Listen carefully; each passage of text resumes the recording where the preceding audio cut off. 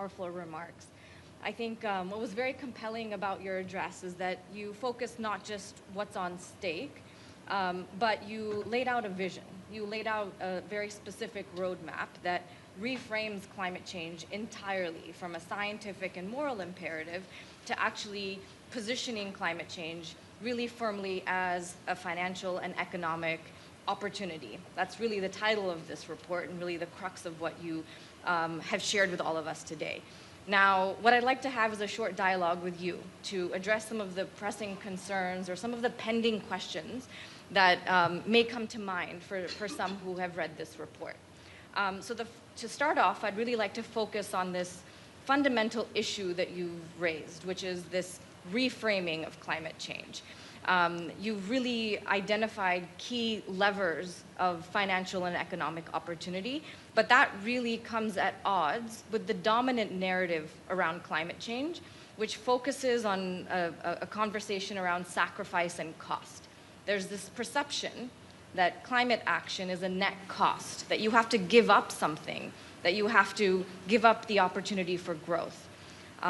What would you say, how would you address or this shift in perception or the need to bridge the gap from the possibility of what we know is the opportunity and what people believe and what they think about climate action? Well, it is clear that we will need much more energy in the future. And it is clear that today the cheapest and easiest way to increase energy capacity is through renewables. So the renewables are not a cost. They are the cheapest investment for what is needed in today's world. And on the other hand, I think it's important to move what is usually, and I myself probably sometimes fall in that trap, which is a description of the realities of climate change in the world, with all the terrible disasters that are happening, with emissions still growing, with devastating impacts in different areas of the world where human life is becoming more and more difficult. The small islands, desertic areas in Africa, the floods, the heat waves, I mean, the glaciers melting, the rising sea level. It's important to say that all this is true. We are in a very dramatic situation. We are at risk of losing the possibility to keep the rising temperature limit at 1.5 degrees. But now we have the tools and the instruments to do what is needed to stop this evolution. The problem is that we have science on our side, we have the economics on our side, but we do not yet have political will everywhere on our side. Yeah. So it's possible for us to hold space for both of those truths, that we are running out of time, that there is this severe urgency, but we now, more than ever before, have the tools, resources, technologies at our disposal to address it within a reasonable time frame, within the next 5 or 10 years. The other reaction that we may get to this report is that we are in a moment of significant geopolitical challenges, whether it's human rights violations, conflicts, wars around the world, economic challenges. Some may question, why did you use this platform and this stage to focus on climate, focus on this topic, as opposed to other ones that may feel more immediate or urgent? Well, let's be clear. This is the right moment for a new offensive in bringing to the global public opinion the climate issues. And for two reasons. Governments are now taking the decisions that are essential for the presentation of adequate national climate plans, the so-called NDCs, in September.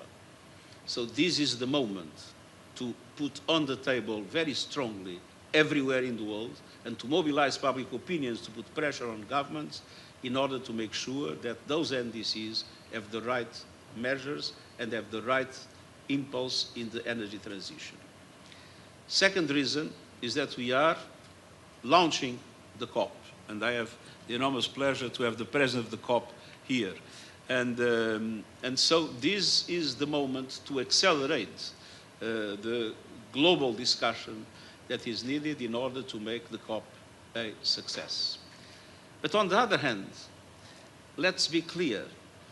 Of course, I mean, I will be speaking about Gaza in a few minutes in the Security Council. I mean, we all are aware of the dramatic problems that we are witnessing in the world. On the other hand, the media is many times concentrated in the fireworks of politics. So it's sometimes difficult to bring these issues to the public opinion. But let's not forget that climate change is an existential question. And so what would be a crime is to forget about climate change, because we need to concentrate on the more pressing issues of this moment, because they are only theoretically more pressing. Nothing is more pressing than to accelerate the energy transition and all the other strategies of the green economy and the green society in order to make sure that we keep the 1.5 degrees alive. We are on the verge of making it irreversible to lose the 1.5 degree limit. And that is something we need to avoid at all costs. This is the moment to act about it. Yeah. And what's so important is to recognize that all of these crises are interconnected. Right? We can't take any one of them in isolation. Climate change is a factor of insecurity, of instability. I mean, if you look at the floods and the drought in many areas, the increase of poverty that they generate, the increase of hunger they generate. Look at the Sahel. The Sahel is today the fantastic area for terrorists to thrive. Yeah. And one of the reasons is because the economy is becoming more and more difficult as climate change makes less and less areas available for cultivation. So people are living in worse and worse conditions because of climate, and this is an enormous impulse to the terrorism activities in the Sahel. So even when we talk about the dramatic problems of security in the world today, let's not forget that climate change is a dramatic accelerator of instability. Yes, and the other thing that you mentioned is the stories, right? It's the narrative and the fact that climate change is always positioned in the context of disasters or things that are going in the wrong direction, something happening to us, and we lose agency. So I think for a takeaway for everybody in this room is also to talk about the opportunity, to not talk about climate change solely as something in the negative direction, uplift those stories, uplift those heroes, those innovators that are on the front lines of creating new economies, and that will be an engine for hope and for inspiration. I contact many young people, starting by my family, and I have to say that we see lots of young people with a deep sense of depression because of climate change. And we need to fight it. And to fight it is to say, this is not inevitable. We have the tools, the instruments, and the capacity to change course and to make sure that human and planet dimensions can be brought together. And it is really important to show the reality as the reality is, not to try to, I would say, put a rosy scenario on what's happening, but at the same time to show that we can change that scenario and make it much better than what it is today if we take the decisions that the economy and the science today make possible. Yes, because this also dominant narrative of it's too late is also defeating. Just the doom and gloom is not the solution of the messaging we need.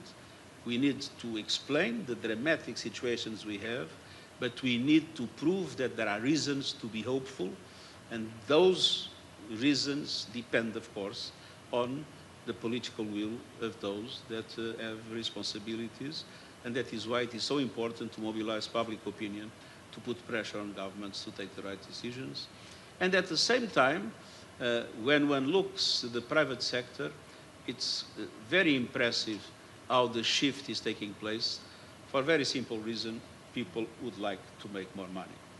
Yes. So it's kind of the carrot and the stick, and the carrot exists because, and that the private sector is moving because those opportunities. Markets are still distorted, and they are distorted against renewables. And in many countries, we still lack the regulations and the instruments to facilitate it. But that is one reason more to tell governments, take the right decisions, allow markets to work in a fair way, and at the same time, make sure that the transition is just. In all transitions, look at the digital transition, there are winners and losers. In all transitions, there are people that lose opportunities in their lives. So it is extremely important to support the regions and to support the people that are affected by this transition. I remember closing, when I was Prime Minister, the last coal plant, coal mine in my country. And there was a program that was established of investments in that area, of training, of increased social protection. I think when one sees sectors that will tend to reduce and sectors that are going up, we need to make sure that we care about the people that is affected by this transition. Yes. And people and regions. absolutely. Such an important message, because now is the opportune moment between where we are today and COP30. If we deliver this message at COP30, it's too late, because now is the opportunity to action on all of this information and be able to see if we can have some sort of collective movement towards more ambition, more action, and addressing it in a way that is responsive to the justice needs and the ways in which you can bring people along this transition. I would like to now conclude with a question from one of our viewers in a live event in Africa. One of our Global Africa Model UN Agency members from South Africa, his name is Zahir Soliman. He asked a question which you alluded to, so I'd love to carry forward that theme, which is many young people feel overwhelmed by the threat of climate change and fear it may already be too late. As the UN Secretary General, what gives you hope that our generation still has a fighting chance to change the future? What is your final message for young people? I think it's true that my generation has largely failed. We came too late in relation to what would be necessary. But fortunately, things have evolved very quickly from the point of view of science and from the point of view of the economy. So even if we neglected, we didn't take profit of our chances in my generation, I think that the instruments are now created in order to allow for that just transition to take place. And I trust that the new generations will accelerate and consolidate a new way for human beings to live in harmony with nature. Yeah. What a wonderful note to conclude this event on. Thank you for your leadership. Thank you for convening us on the occasion of the launch of this report. I hope all of you are able to take parts of it into your own work and find opportunities for collaboration. Thank you very much. Thank you very much.